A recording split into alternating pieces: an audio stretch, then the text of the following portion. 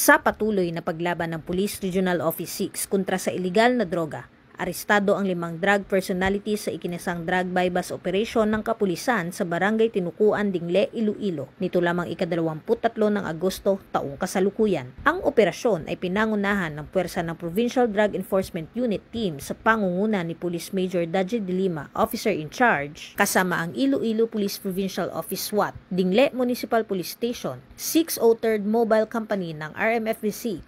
at Provincial Intelligence Unit, na nagresulta sa pagkakadakip ng 5 sospek na kinilala na sina alias Bonbon, 39 na taong gulang, residente ng Barangay Tinukuan, Dingle, na main subject at naitilagang high-value individual, alias Bentot, 55 taong gulang, walang trabaho at naitilagang high-value individual, alias John, 31 taong gulang, alias Francis, 30 taong gulang at alias Jerry, 44 na taong gulang at mga naitalagang street-level individual. Na-recover ang kabuuang bigat na humigit kumulang 740 gramo ng iligal na droga na may estimated standard drug price na 5,032,000 piso, isang long barrel homemade 12-gauge shotgun, isang homemade AR-15 9mm rifle, isang suspected airsoft rifle, isang grenade hand fragmentation high explosive M67 at iba pang non-drug items. Kasalukuyang nasa kustodiya na ng pulisya ang mga naarestong sospek para sa tamang disposisyon at haharap sa kasong paglabag sa RA 9165